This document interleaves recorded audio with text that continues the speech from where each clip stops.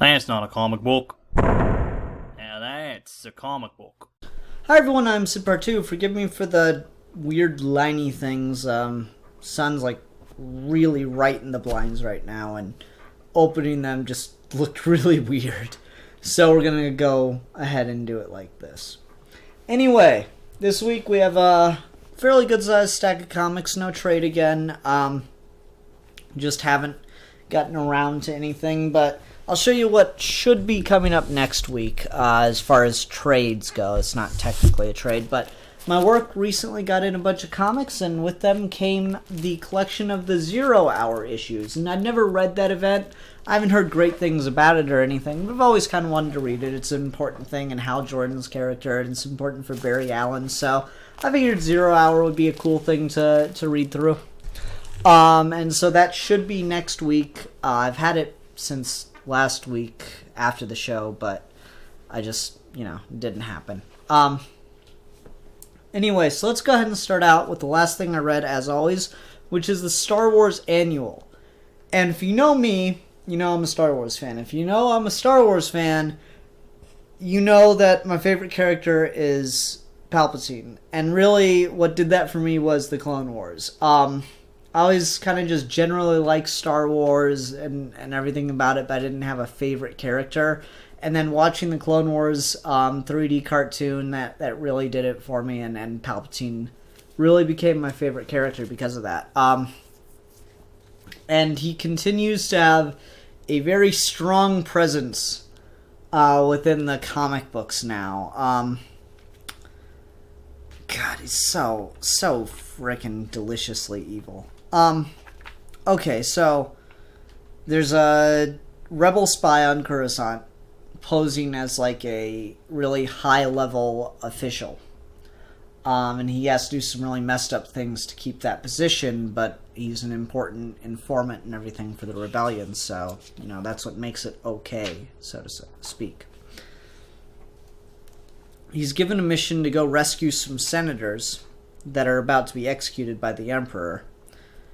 And when he gets there to save them, they tell him Palpatine will be here himself. The Emperor's going to be here himself. This is our only opportunity to get him. And so the spy convinces Leia to send all the other spies on Coruscant to come help in this effort to kill Palpatine. All 7 of them. That's how hard it is to get a spy on Coruscant. So they go and they, ambush the Emperor and try to kill him, but he seems like he's starting to escape. And then this dude ends up actually getting a chance to kill him. But then we find out right away that it was a body double. And we look up and we see the real Palpatine, and the guy's like, no, you're still not getting away. So he jumps up on the ship, and he's like trying to shoot him, and the Emperor just, dodges, uses the Force to make the blasters go away, which, excuse me. Sorry about that. The mail person had so many packages for me that they couldn't fit them all in the parcel box. They actually came to the door. Anyway, so Palpatine uses the Force to block the laser blasts, which is something I think we've only seen Darth Vader do, because he just uses his hand to do it. Then he tells this spy guy to look behind him, and the building that they're in just fucking demolished, explodes in an instant.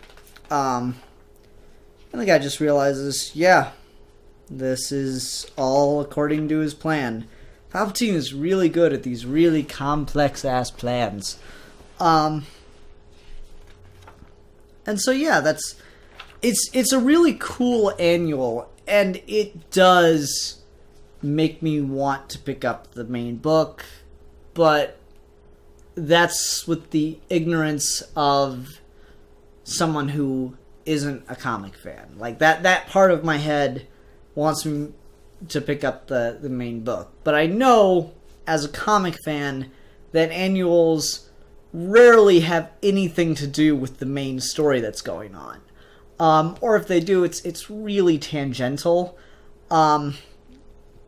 so I will not be suckered in by your rebel tricks.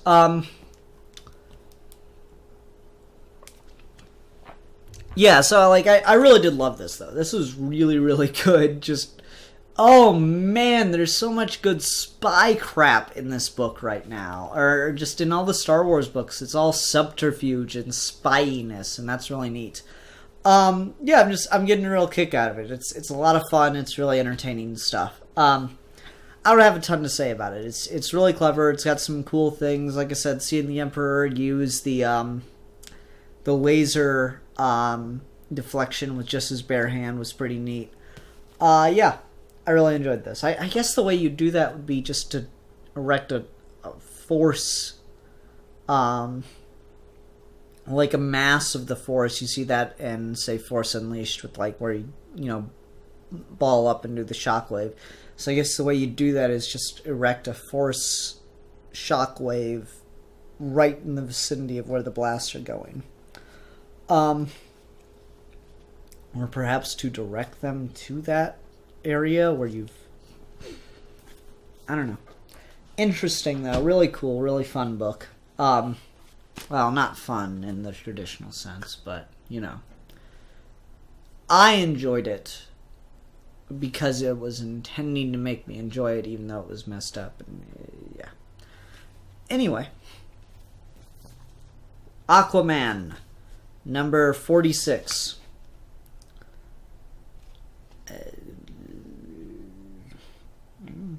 Once again, Wonder Woman is all over the DC Universe right now, and that's why I picked this up, is because Wonder Woman is all over the DC Universe in just a terrible costume. I will say, the one thing I really like about the costume, because I didn't love the new design or anything, and I had some issues with the explanation they gave for it, though I did like that they even bothered to give an explanation. The one thing I do legitimately like about the costume is how high up the boots go. That is a really cool feature. I really do like that. I'm not going to say unique, because I'm sure I could think of other characters that have done that, but not off the top of my head. It's fresh enough. It's new to me. There we go. Or at least it was new to the Ian that was reading this and is recording this video, and might not be new to the Ian who is editing the video, but that remains to be seen. So there's some kind of stuff going on with Aquaman. I don't really feel like summarizing it. Wonder Woman just comes in and offers to help. She's just really, really helpful all over the DC Universe right now. She just pops up and is like, hey, do you need some help from Wonder Woman? And they're like, yeah, totally. And she's like, not a problem. She's getting that Batman status, dude. Art in this is pretty good. I guess Bun is just really liking using Wonder Woman, because he's also doing the Sinestro book where she showed up. No, I really like the art in this. She looks really good. There are just some cool panels and stuff. I don't particularly care for King Shark in this big splash, but it is a pretty neat splash as far as Aquaman and Wonder Woman are concerned. I guess Aquaman and Wonder Woman is kind of reminding me of, what is it? Rock of Ages. They have a scene where they fight back to back kind of thing. But yeah, I just really like that she was in this and not much else. I mean, just look at the design. She looks cool. That's a cool picture of Wonder Woman. Whatever you do, you will not have to do it alone. That's a good Wonder Woman moment. Yeah, and so Aquaman's dealing with some kind of shit. I really don't care about Aquaman. There's nothing wrong with Aquaman. If you like Aquaman, that's fine. It's okay. I'm not going to shit talk Aquaman. I just don't care. He's just a character I do not care about. That is all. So I don't really have a ton of interest in this. But I'm doing it for everyone else, so I might as well do it for Aquaman. So I'll keep picking up the book until Wonder Woman leaves. So this is issue 46. I have to remind myself of the issue number. Yeah, I don't know. Like, the plot itself is kind of interesting in an, just general sort of way. I mean, there's some kind of ancient civilization that is like a rival to Atlantis that is now making an attack and coming back, and there's some kind of destiny shit with Arthur and whatever. I don't want to give the impression that it's bad or anything. It's just it's just your standard Aquaman plot, I guess. Is like, oh, he's torn between Atlantis and the surface world, and that's pretty much what's going on now. There's not that much different about it, so meh. Yeah, I mean, I'm yawning describing it, so I don't know. I like it that because Wonder Woman is in it, and honestly, if it weren't Wonder Woman, I wouldn't be picking it up.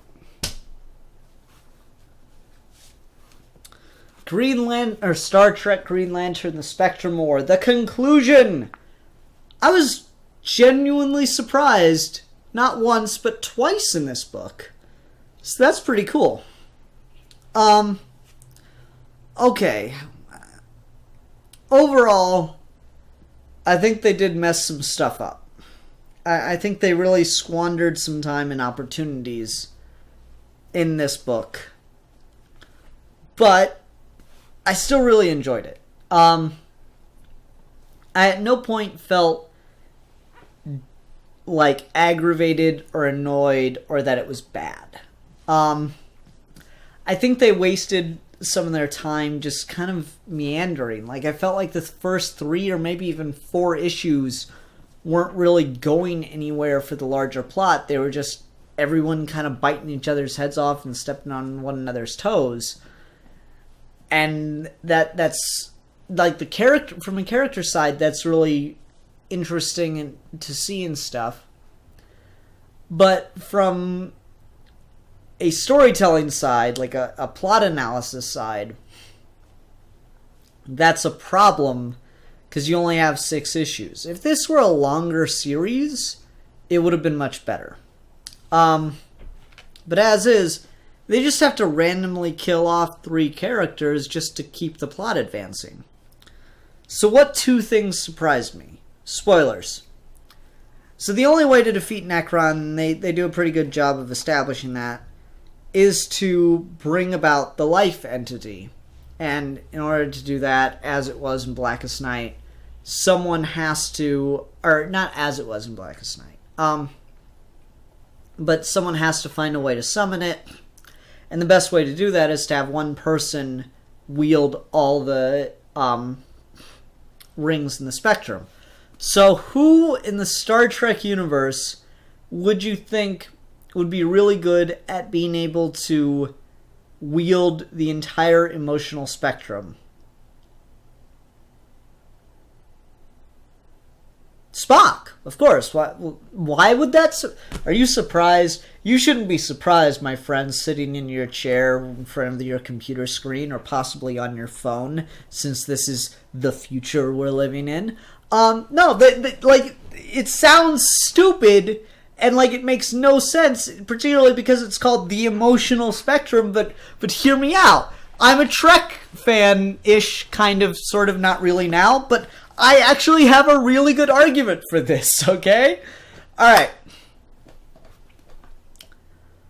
So, in an episode of Star Trek Next Generation, Spock's father comes aboard the Enterprise, and Spock's father is an ambassador for the Federation. He comes aboard the Enterprise to do negotiations, but he is suffering from a mental disease that afflicts Vulcans who are elderly, and elderly being like 200 plus years old, in which they are unable to control their emotions any longer. But since he's like the only ambassador that can seal the deal with this other race that wants to, open talks with the Federation, since he's the only one that can do that, Picard volunteers to mind meld with him, Vulcan style, in order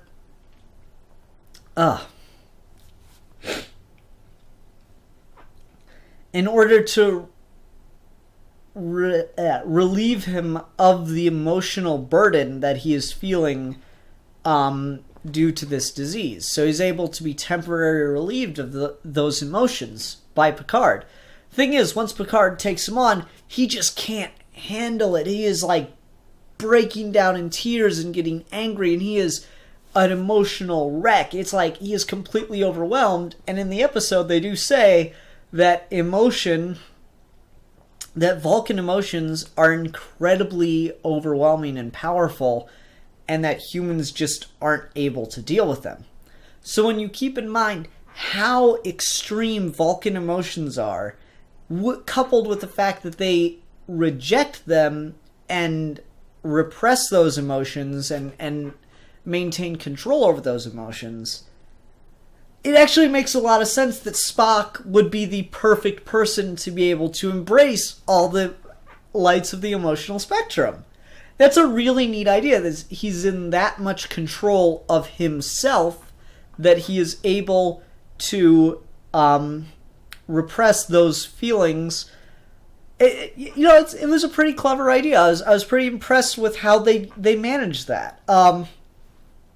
Like I say, there's still issues here, mainly with the, like seriously, okay, so we get Kang, the Romulan senator, and the Gorn are the Trek aliens that get rings.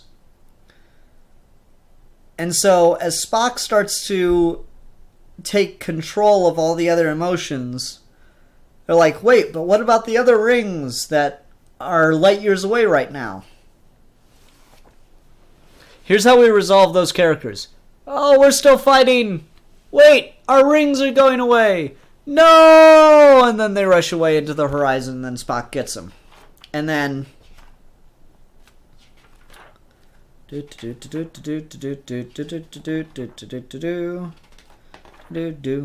shit, where'd it go? Okay. And then we get one panel of resolution for them. They all died in space. Yeah, that was the end of that. Okay. So I was pretty disappointed by that side of it. With an addendum. Where they leave the story actually sort of, kind of, not really, but kind of makes this, that they meandered in the beginning a bit okay.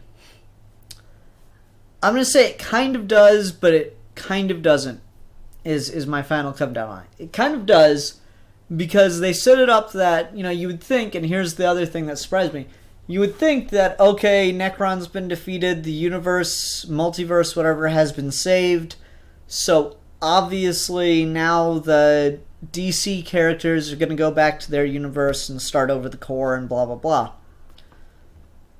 Well, they're going to start over the cores,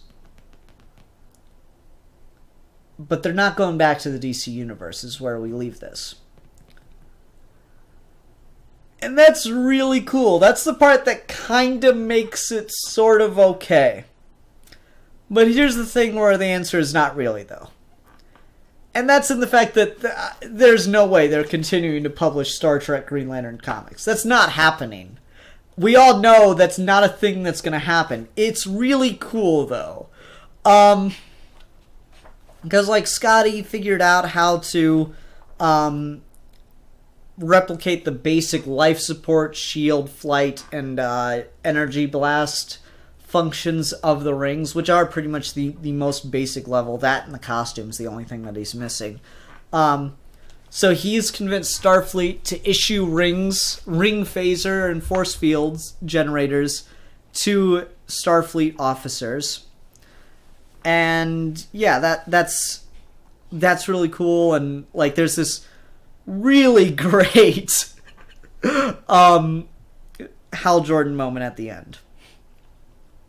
So the Enterprise needs repairs, and they go to Earth to get repairs, and then they start to leave the space dock as they're ready to go continue on their mission, and Kirk goes, "Lead us out, Captain Jordan."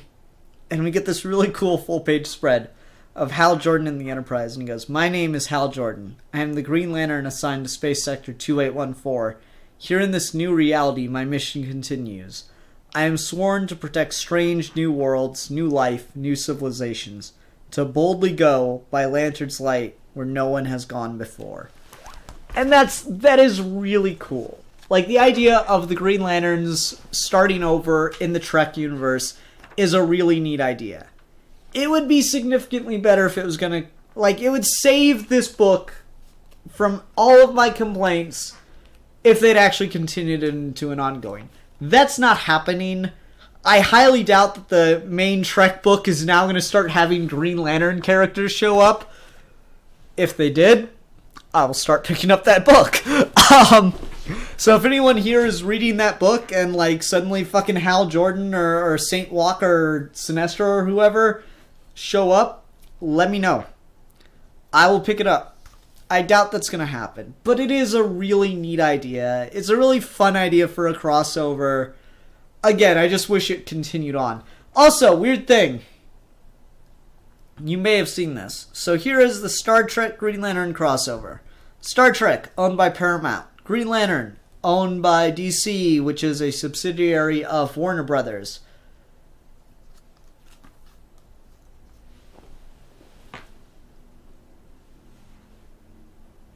Star Wars, owned by Disney. Comic book related things published by Marvel. I just thought that was really strange. Anyway. So yeah, this was overall I think it's really fun and certainly enjoyable. It would be better if we got a Green Lantern Star Trek 2. I doubt that will happen. But the way they leave this is basically an alternate reality of the Abrams Star Trek verse wherein the Green Lantern Corps now exists. And all the other corps as well.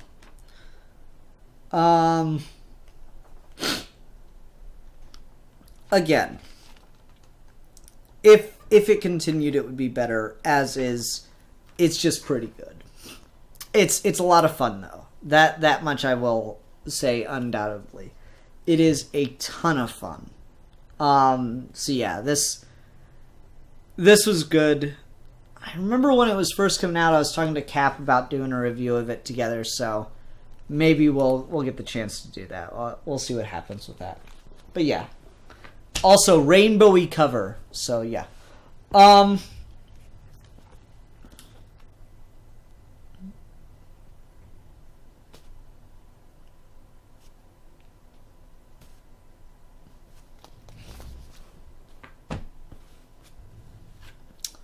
DC Comics Bombshells, number 6. Okay, so you know how last time I talked about how there's just so many characters going on right now that they need to kind of split it up and do, maybe one month we get, 3 characters, and then the next month we get 3 other characters, and, keep it split up so that not every week we're getting, basically a new character introduced, or not every month we're getting a new character introduced, or we're getting part of some story where, 2 months in a row, but not a part of another, and yada yada.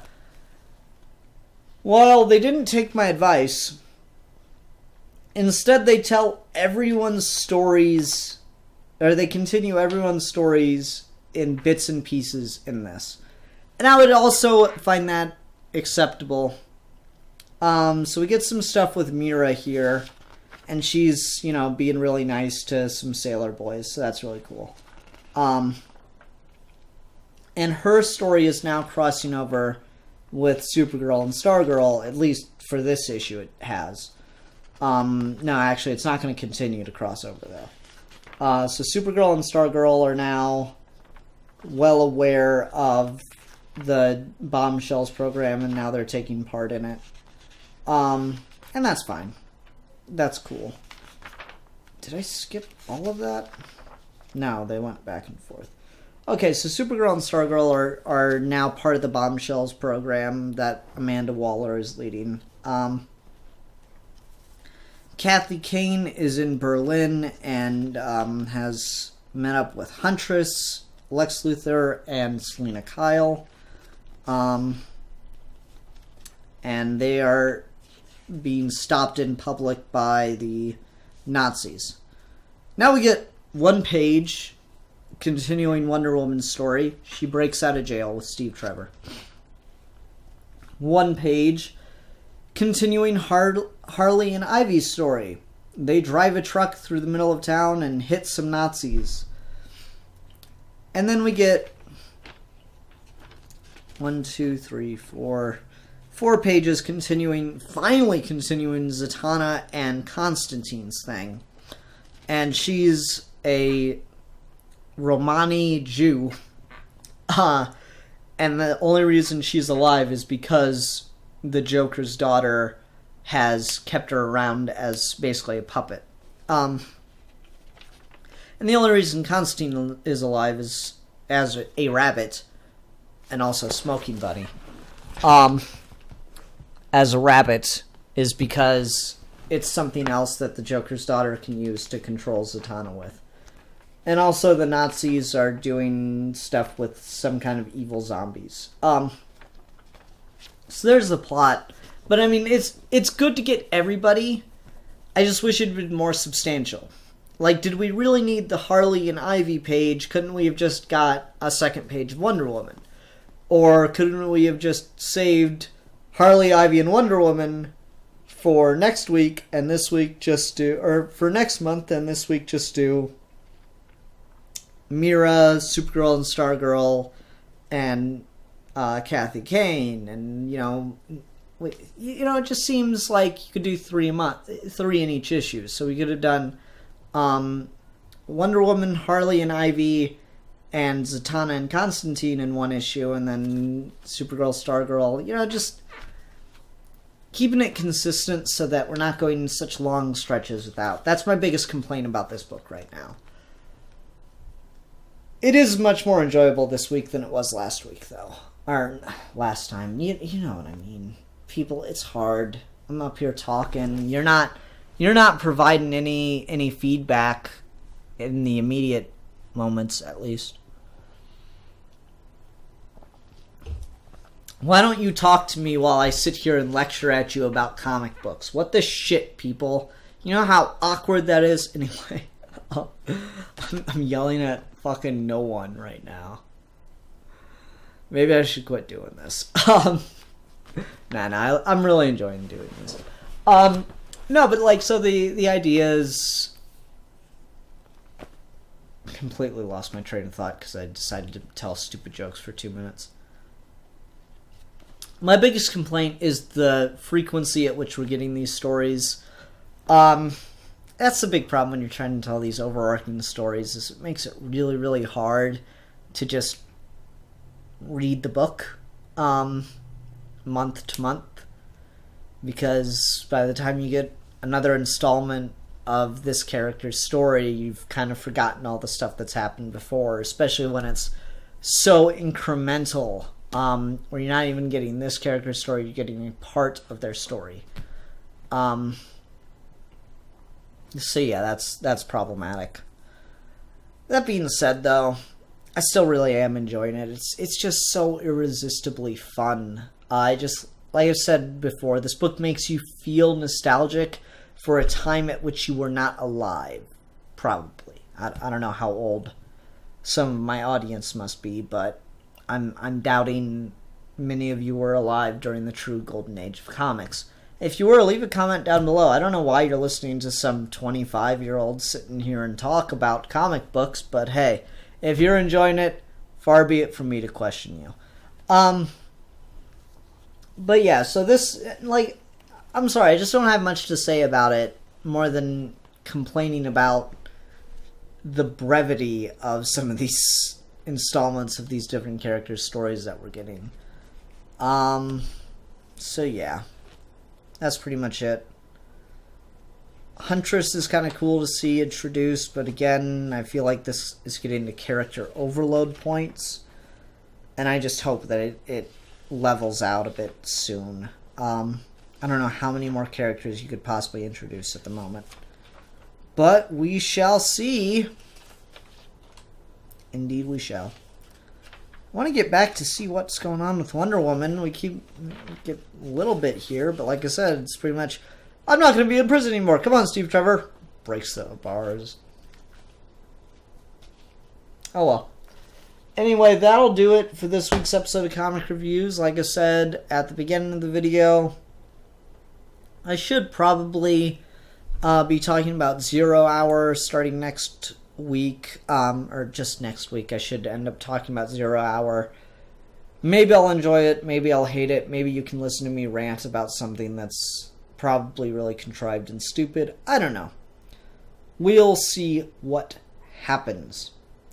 Anyway, everyone, thank you very much for watching. If you have an ongoing series that's coming out that you would like to see me pick up and talk about, please, please, please, please, please leave it in the comments down below. Or if you have a trade or graphic novel that you think I would have some interesting things to say about, or even if you don't think I'll have anything interesting to say about it, you just like to hear me talk about it, please leave that in the comments down below, and I will do my best to get a hold of it. I'll keep my eye out for it.